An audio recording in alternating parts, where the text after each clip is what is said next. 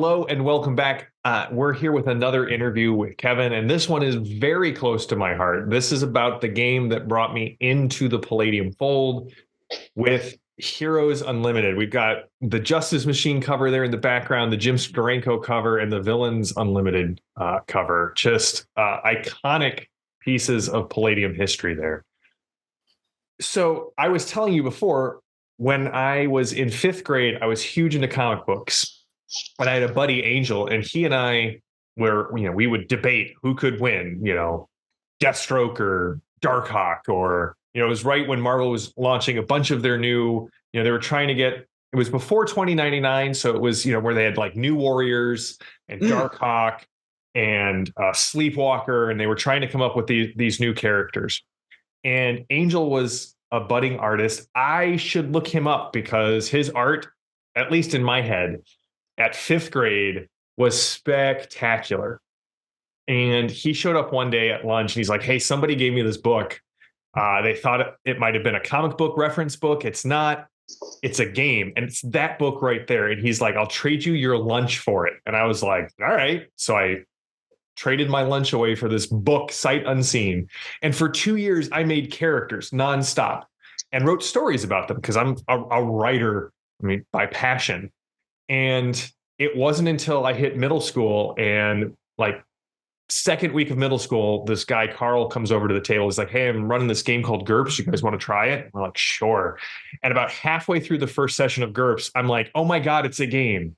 It's not just a book for making superheroes. You can actually, I didn't understand what role playing was. And then it all clicked. And then basically for the rest of middle school, I was running Heroes Unlimited basically every day of the week at lunch, and then on the weekends for my friends. And then the last day of my middle school, somebody was like, hey, thanks for doing this. I found this. I think you'll like it. And it was the Rifts core book. Nice. So high school started my Rifts career. But this is a very special episode to me because Heroes Unlimited is so definitive to like my role-playing experience, my game mastering experience.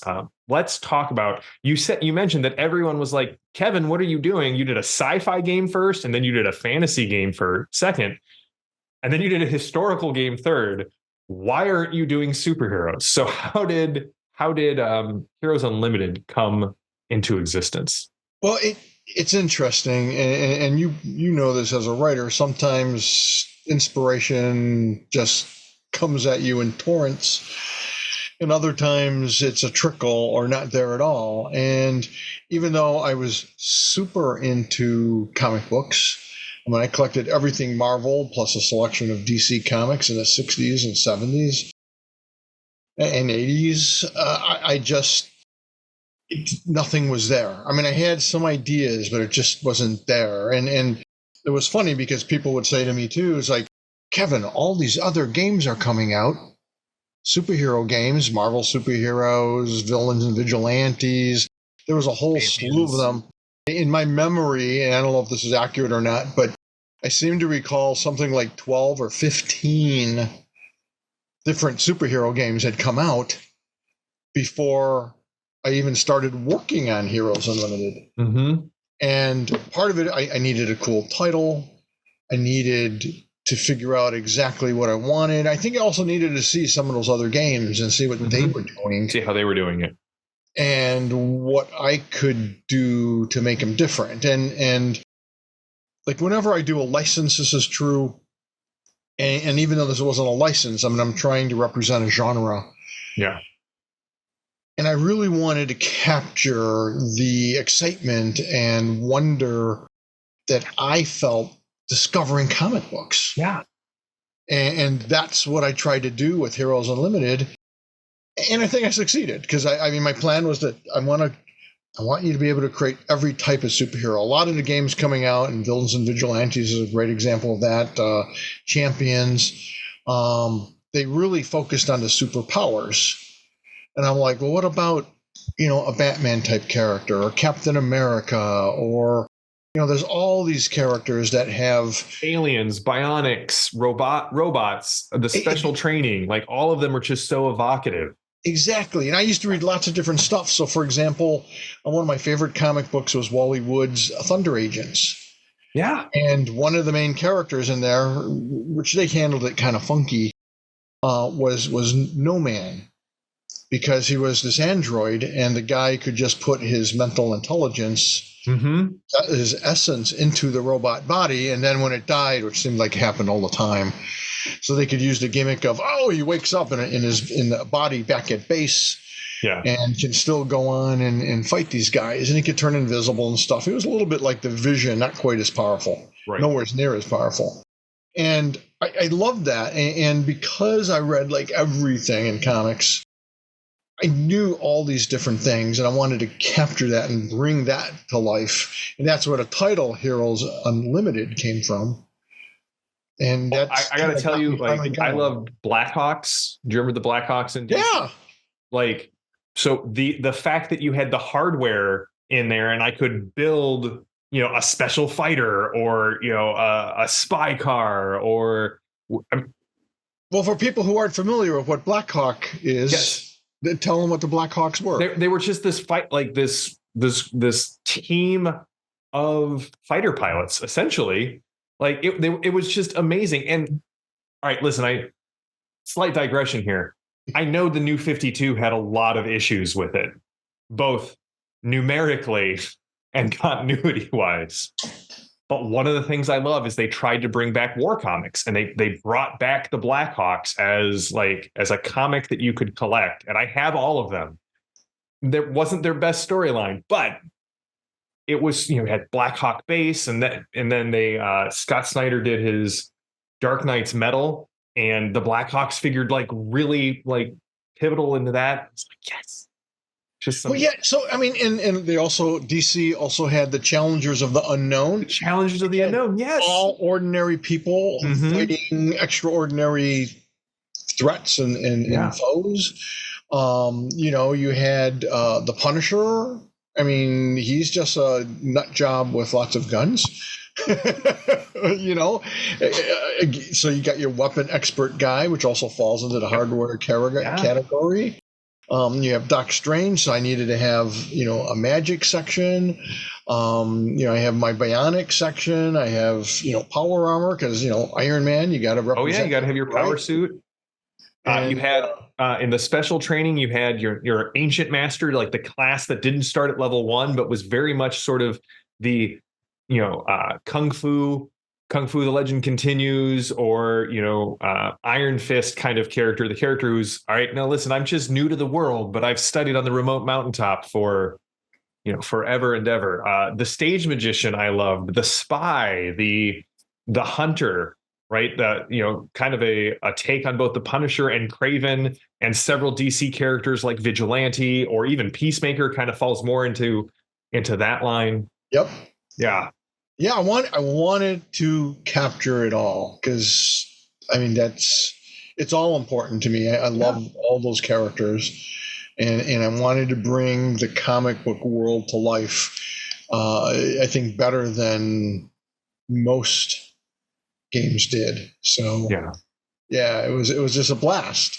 Well, and I loved the role. So something I really love in games that,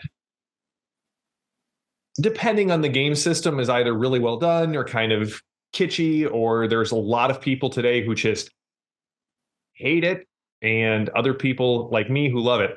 I love that I could start the Plinko machine, take a blank character sheet, and I could roll randomly for basically everything through the line. And I don't know who I'm going to get on the other side of this. I don't know what their education is going to be. I don't know what their power source is going to be. I don't know what their specialization is going to be. And at the end of it, I have this super detailed character that makes me go, well, I would not have ever made this person. But now I have this alien cyborg who also has a couple of psionic powers, and I have a whole backstory for him. And that's one of the things I always loved about superhero role-playing games. Like in fantasy, you have your tropes within the fantasy trope. And in modern day horror, you have your tropes kind of within that. Does Atlantis exist in my superhero game? I mean, not until one of the players asks if they can be an Atlantean. Are there aliens? Well, not necessarily, unless one of my players goes, hey, could I be an alien? And as soon as you go, can I put this in a supers game? The answer is, well, yeah, that's basically how all of these universes developed. Yep. Absolutely. Absolutely. And I wanted that to be an important part of the game. And I'm glad you liked the random roll thing as well. Because, I mean, just to be clear, you can create a specific character. You can go in and pick an alien or an experiment or mutant and be that and completely build the character you want to be. You want to make Wolverine or, any character you can think of, Ms. Marvel. You can make them and you can go in and make very specific characters. But, and it kind of gets back to what you had said earlier before we started this, that in the early days of role playing, it was more of an art that got passed down.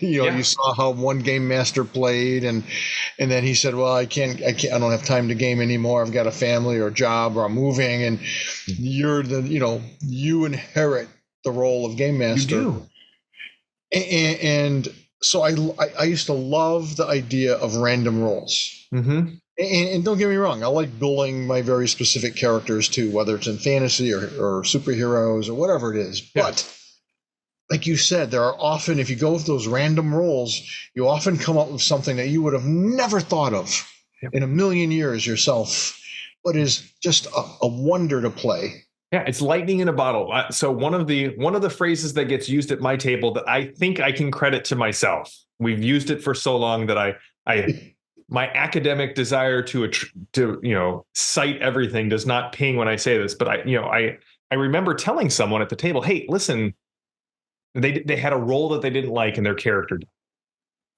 and I was like, listen, the dice tell a story. And that's what I love about random character generation. The dice tell the story, and then I get to pick it up and run with it. Yeah. So you chocked this game full of everything: aliens, mutants, the mutant animal rules for uplifting or evolving mutant animals, a la Teenage Mutant Ninja Turtles. We had mechanical builds. We had psionics, robotics, magic, cybernetics, so bionics, superhero powers, and all of this special training. I love, as we're going through this, I can see, you can tell me if this is true or not, but it looks like you're like, let me fiddle with this. Okay, this piece is now perfect. Let me go fiddle with this. This piece is now perfect. And what we're getting is the picture of where Rifts is coming from. Because, all right, I've got my magic and combat system locked down. Well, now I'm going to need bionics, and maybe not like consciously, but it's almost as if, future Kevin is, sending messages back to younger Kevin, right? You're going to need robotics and bionic rules and, magic and all of this stuff. Let's work these out in these different spaces before we combine them all together. It was totally subconscious. In fact, I didn't even realize it took Eric Woodjick. I think Rifts had been out for probably 8 years, maybe even 10. And we were talking about characters and how to build characters, and because we're always talking game theory and game mechanics and storytelling. And Eric's like, "Well, Kev, all your games, the characters are superheroes." And I'm like, "Well, yeah, and Heroes and no. In Rifts and Palladium Fantasy." And I'm like, "That's not really true, is it?" And he's like, "Kev, there's nothing wrong with that. It's great. The player should be the special character." And I'm like, "Oh, yeah, I guess so." And then Tom Bartold, sort of what you just said about Heroes, Tom mentions, again, this is like 8 or 10 years after Rifts is out, and he's like, "I've been thinking about our old Defiler campaign, and Rifts it was really like a predecessor to Rifts." And I'm like, "What do you mean?" He goes, "Well, we could play a baby dragon if we wanted to." Yeah. We had basically techno wizardry with Dr. Articulus and the blending of magic and technology. Yeah. Because there's the Vampire Kingdom. There was this, there was that. We had all this dimensional travel. And I'm like, oh, Yeah, Yeah. I guess you're right. There. So I've often said that there are authors and game masters who have an idea that's too big for them at the time that they come up with it. And maybe they don't realize it, but that we as authors or writers or game masters, we keep circling back to this idea. And every time we get a little bit more in focus, we get a little bit more in focus until finally we get to create our magnum opus. I look at Stephen King, right? King is writing towards the Dark Tower for a very, very long time. Yep. Whether he was consciously aware of it or not, you can see how he's, well, I'm going to write this book. All right, well, I've tweaked this a little bit. Okay, this like slots. Okay, now I can write the next Dark Tower novel because I understand it. And so like there are these great ideas that just sort of recapitulate. They come up out of our subconscious. We work with them for a while, and then we're like, all right, it's done. But all it does is like a Leviathan. It just submerges again until the next time it kind of spirals out and comes up again. Well, and for me, it's funny how one particular thing will make it all come together. So I had been, well, we're jumping ahead to Rifts, but when I was working on Rifts, I had all these pieces that I liked. And originally Rifts was supposed to be called Boomers because of the Glitter Boys. The Glitter Boys were originally called Boomers. Yeah. And in my mind, that was the original character. And then, or the main character. And then as I was developing the world and coming up with other ideas for things, one of my favorite topics came up, which was human augmentation. Mm-hmm. So then it started to become, what's all these different elements of human augmentation, which again, you see shadows of throughout Heroes Unlimited, certainly. Yeah. And in other books, but I couldn't put it all together. It just didn't really work for me. Somehow I had a lot of great components, and everyone loved the ideas, but it's like, it's not coalescing. It's not coming together. And it was Randy McCall's concepts for magic and beyond the supernatural with ley lines and standing stones and hundreds of books that I read to do that game as research that really brought together how magic could work and how PPE made total sense and ley lines and all that stuff. And where two ley lines cross, it's a ley line nexus, and the energy is so powerful that dimensional rifts can open up and tears in space and time. And I'm like, now we're rocking. Yeah. And then it all started to fall together very rapidly. And I think that's basically what kind of happened with Heroes Unlimited. As I was kicking around the ideas of what kind of superhero game do I want to make? Because if you really think about it, there's a lot of different approaches you could take. Mm-hmm. And you see that in a lot of the other games that are out there that focus mostly on basically super beings or mutants or that kind of thing. And I'm like, okay, but that leaves out this and that leaves out that. And if I was playing a superhero game, I would want to see this, and that. Mm-hmm. So how do I put those in there? And if I've got this, and that, what about this other thing? And the next thing I knew, Heroes Unlimited started to boil and come to life. So I've always said there's really kind of three types of game design. I have a clear idea of what I want to replicate. There's, oh man, this other idea is really cool. Let me riff off that. And then there's, this idea is so bad. If I were to do it, I would do it this way. And those are like the three sources of inspiration. One of my favorite fantasy authors, Stephen R. Donaldson, did the Thomas Covenant Chronicles, and he had a trilogy and he was done. And his publisher kept pitching him just god-awful ideas for a sequel. And finally he was like, listen, Tom, I'd never do a sequel. All of these ideas are bad. If I were going to do a sequel, I would. Okay, I have an idea for a sequel. Exactly. Right. Sometimes I think it's Matt Colville who said a good game master rereads his core rulebook over and over again. A good game designer reads all of the core rule books they can get their hands on and kind of sees all of the different pieces from all of the different angles. I would agree with that. That's exactly what I did is just not just as a game master, but as a game designer. I draw from everything, and I mean everything. So when I did Heroes Unlimited, it wasn't just about all the gazillions of comics I had read, and I had read gazillions. It was also TV shows and cartoons and science things that I had read about bionics and advancing technologies, and science fiction novels, and when it came to magic, fantasy novels and newspaper comic strips and just everything. It's funny, people often ask me, so where do you get your information? And I think they or get your ideas from, inspiration from, and I'm like, everything. And I think sometimes they go, oh, what a cop out. No. It's everything. Yeah. Everything gives me ideas. I mean, the Zytikics, I got that idea, and Long created them and named them, but I got the idea. I was at a park and I was watching these bugs, these wasps of some kind, and they would fly out of like this top level and fly back in through this bottom level.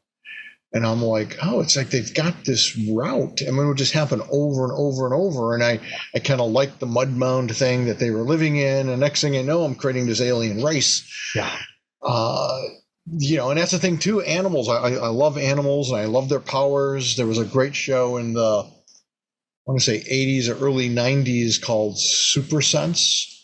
It came out of Britain. It was a UK thing. And it was fantastic because it talked about how certain birds and certainly whales and other aquatic mammals can sense and feel lines of electromagnetic energy, maybe even see them, and that they use these like highways to travel. That's how they would go from here to there. That's how they could migrate and know what route to go, and stuff like that. And it was like, ooh, that's great. And what kind of superpower could that be? Right, exactly. So the one thing that was noticeably missing in the original and revised Heroes Unlimited was let's call him the Paragon, right? The Superman character, the Omni-Man, Yep. Yeah, the I'm so powerful, right? Because that was one of the things I always loved about Heroes Unlimited. No matter how meticulously you built your character, you weren't invulnerable. As you keep coming back to, it always ended up being a thinking game, as opposed to, do I hit it hard enough, fast enough to reduce its bag of HP to 0 before my bag of HP gets to 0. When you did second edition, you added the Mega Hero, and I just reread the Heroes Unlimited rulebook, and you directorially put a couple of I don't want to say caveats to the Mega Hero, but you're like, listen, I'm putting this in here so that it's truly unlimited, but I don't. And this is something I wanted to avoid, but I'm doing this for the fans and for the genre.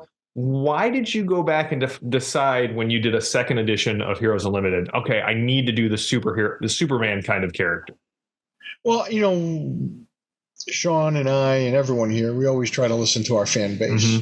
I mean, if you don't know what your audience wants, then you're in trouble. And we appreciate the feedback. I mean, you can't improve things or change things or add things if you're not listening to your audience. Yeah.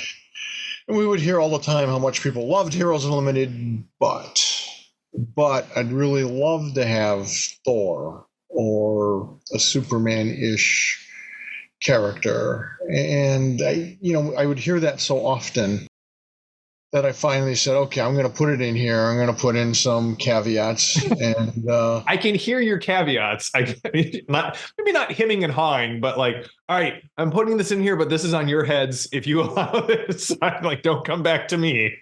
Well, because again, even today, role playing is as much art as it is game rules. It is. And so there are going to be some game masters who are going to play that wonderfully. And this isn't a slam to any game master who goes, oh, I would never allow a Superman in my game because I couldn't handle it, or I don't know how to handle it. Yeah. That's okay. There's a lot of people who wouldn't know how to handle it. experienced game master like myself would have difficulty handling it. I mean, look at comic book writers. Some of the people they put on Superman don't know how to handle Superman. Yeah. Yeah. I mean, that's where frickin' Kryptonite came from, because it was just so damn powerful. I mean, if he's truly invulnerable and invincible, I mean, how do you fight this guy? How does he not just walk in and just kind of ho-hum eating a sandwich and, use his super breath to blow the bad guys into a corner and slaps them around with his pinky? Yeah. And until the police show up, and then he leaves, by flying through the window. That's right. And it's like, okay, it's kind of cool, it's kind of fun, it's kind of nice to daydream about, but it's not so much fun in a game, especially if you're playing, Batman or Daredevil or some other character that's not a powerhouse. And again, it can work just like it does in the comics if you have a good game master who knows how to make sure that the other characters who are not as powerful have their moment to shine, have things that will occupy them and kind of address and help them shine using whatever abilities they have, whether it's, being a sleuth or having magic or psychic or whatever it is. And it's tricky and it can be hard. And, a lot of times really, really powerful characters like a Superman or a Wonder Woman, a Ms. Marvel, they can really imbalance the game. And so that's why I kind of stayed away from it my first trip down that road.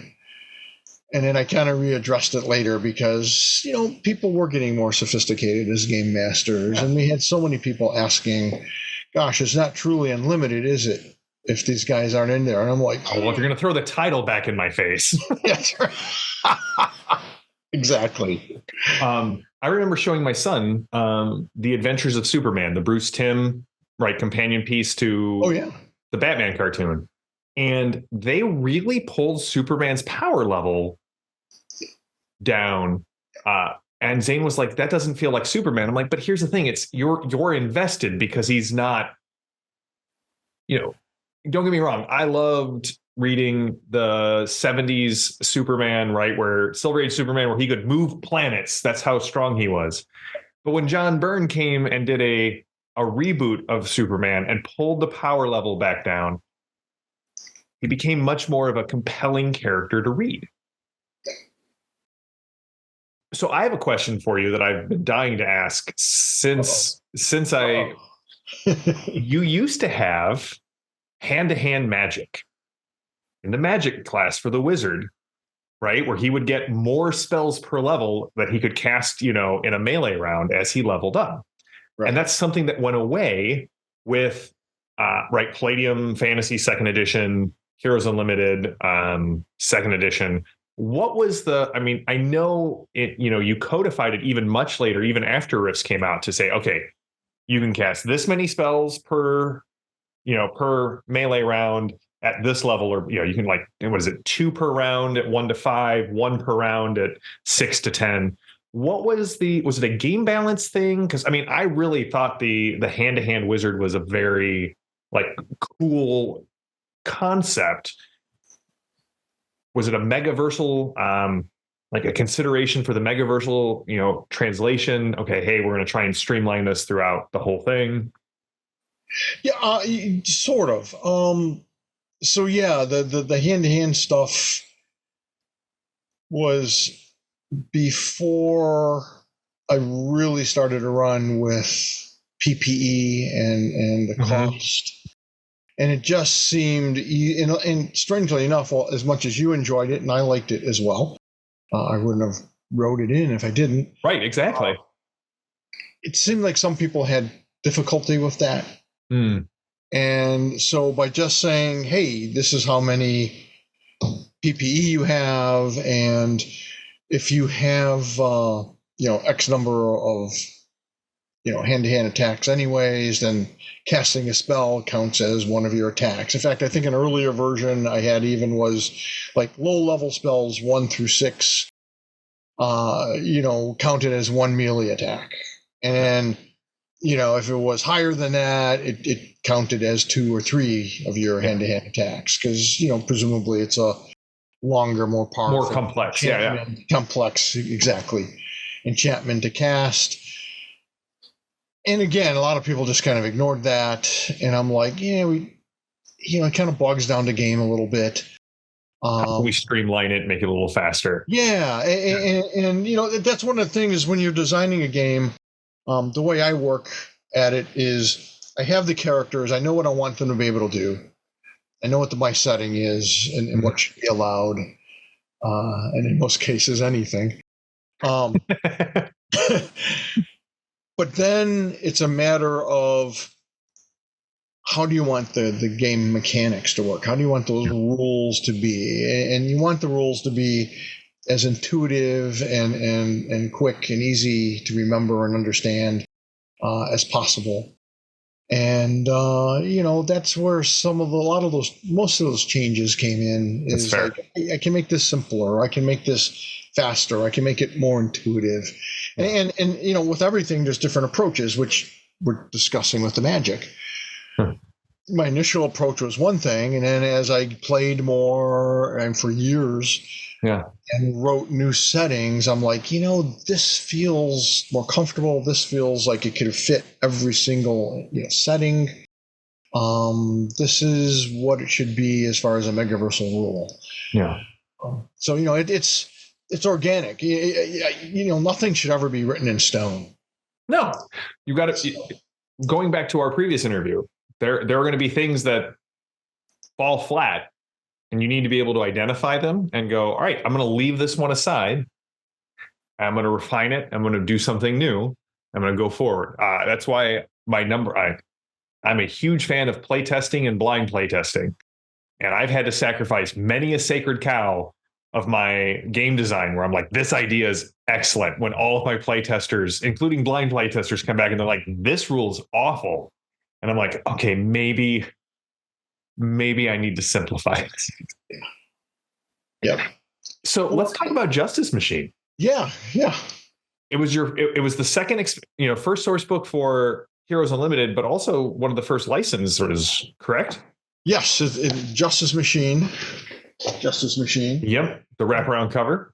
Yep, was our very first license, and it was simply a matter of I love the creator of it. I worked on the comic book. So Mike Gustovich started his own comic book company called Noble Comics, and he created Justice Machine and Cobalt Blue. And I really liked those characters. And so while Mike did that cover, I did the colors. And he wanted to do these full color books. He had a new printing technique for his comic book that theoretically could print full color. And so he wanted someone who could paint, and enter Kevin Sembita.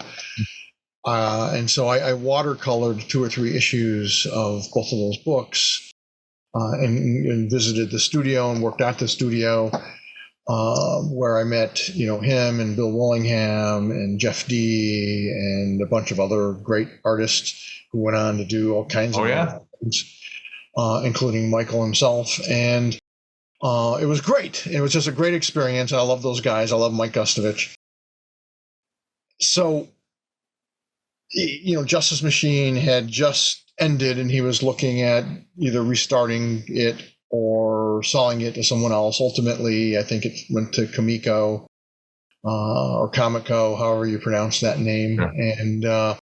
And then someone else bought it after that. It changed hands over the next 20 years, 2 or 3 or 4 times. But anyways, it was still Mike, and it was still fresh. And I really loved the world. I really enjoyed the characters. It reminded me a little bit of the Avengers, a little bit of the Legion of Superheroes, because it had that future science fiction kind of feel. Yeah. And I really loved it. And I said, Mike, I love Justice Machine. Can I do a source book based on your world? And he was like, sure. And he gave me a free hand. Like, I developed a lot of the material in there. Never appeared in the comics because I had to describe more of the world Jor-El, and some of the characters and the powers and things, and it was a blast. And Mike did all the art, I think, for it, and it was just a fun experience and something I love. I always say, when it comes to licensing, there are 3 reasons to get a license, and Justice Machine, Turtles, and Robotech are good examples of they hit all 3, and that's like magic time. Yeah. But any one of these reasons is good enough to license a product. One, you love it. You just love the property and you want to do your version of it, or bring it into a new medium. 2, it's going to make you a truckload of money, or at least in theory, because you never know. Yeah, I mean, if you adapt it just right and hit that audience, yeah. And 3, it opens up new doors for you. And in the case of Justice Machine, I wasn't sure if it would open new doors for me so much, but or make piles of money. But I loved it, and so we got it and had fun with it, and that was our very first source book. That's awesome. And then you followed it up with Villains Unlimited. Yeah, well, that just seemed like a natural. I mean, I mean, you have some symmetry here in the title. And where is it? Well, that's the original cover. And then we changed it. I don't know if this was necessarily an improvement, but I mean that the old one is very sort of iconic, right?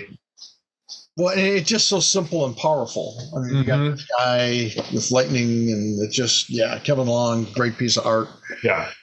So it was great, and we just had fun with Villains Unlimited. We just rocked and rolled with it and created all kinds of cool. And again, much like the superheroes, for me, this was a way to say, look, this is how you can build your characters. Mm-hmm. And here's a wide range. So not all these villains are Doctor Doom. There's a Doctor Doom type villain in there, but it runs the whole gamut of here's sort of an Electro type character. Here's a band of speedsters. Here's this or that. And it was fun because Kevin Long and I, we kind of bounced ideas off each other, and he would come up with a design and it's like, Kev, what do you think of this villain? And in my mind, it has this ability or that ability. And I'm like, great, let's run with it. And he'd do a tight pencil and ink it up, and it just there it was. I would go in and do finished stats, and it was great. Well, and so the thing about Palladium that one of the things that I love that you brought up was kind of a core foundational thing is really all you need is the core book to play. That's it. Yes. So, some people may not be aware that these are not just one-off books, but like actually like lines. So you have a Game Master's Guide, you've got Powers Unlimited. What are some of the other expansions? Or Gramercy Island, if I remember correctly, Aliens Unlimited. Yeah, there's Aliens Unlimited, Aliens Unlimited Guide to the Galaxy, Galaxy. The super, and it's funny because I'm thinking I'm all set, and then Carmen Belair comes to me and says, "Yeah, Kev, you've got a lot of great superpowers, but I've been fooling around and running Heroes Unlimited for like 20 years or 10 years at the time," and he's like, "I would like to introduce a whole bunch of other superpowers."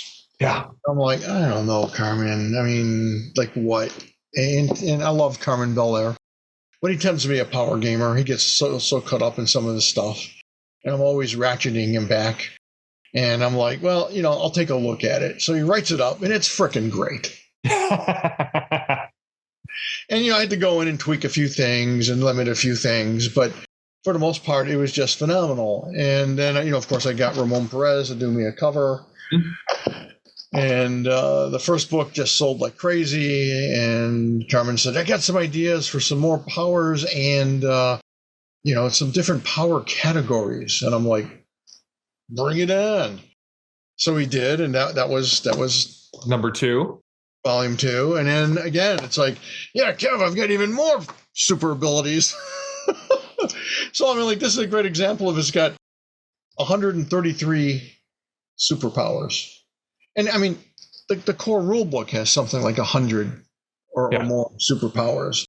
And one of the things we did too is that we have what we call minor powers and major powers. And so minor are just smaller, simpler things. Like maybe you have a spidey sense, or maybe you have, gosh, off the top of my head, I can't think of some energy projection, or yeah, right. You shoot fire. You can expel energy, but it's like the equivalent of a gun. So you're doing 2d6 damage or 4d6 damage, as opposed to I have the power of the sun. Yeah. And you're frying people at 1d6 times 10 damage, or you can turn into the Human Torch and fly around and that kind of thing. Go supernova. Right. And I like those different aspects of our abilities of minor and major. And then major, often, you'd have this one ability, but often there were like 5 or 6 or 10 things you could do with that power. The Human Torch type character being a great example of that, where you could do the supernova and you can fight, shoot off fire bolts and, like a flamethrower blast, and, a wide variety. You can fly a wide variety of things. And I like that. I also like the mix and match thing, where you could have one major or 2 major abilities and maybe 1 or 2 minor abilities, or you might have, instead of 1 major ability or 2 major abilities, you've got 4 or 5 minor abilities. Yeah. It's just fun. Again, it's all about fun and creating characters. Something we as role players came to realize very early on, and that's where, like, when the video game City of Heroes came out. Oh yeah. The number one thing that people loved to do was create the characters, and now you could create them visually as well with all these superpowers. Yeah. And I looked at that game and I'm like, somebody read Heroes Unlimited. Well, Kevin, thank you so much for talking about this. Again, this is a game that's very near and dear to my heart. Next time, we're going to talk about TMNT. Very excited about that. TMNT, what's that? That's right. I think you guys might have done just a small Kickstarter to bring it back, do a Redux. Oh, TMNT. That's right. Yeah.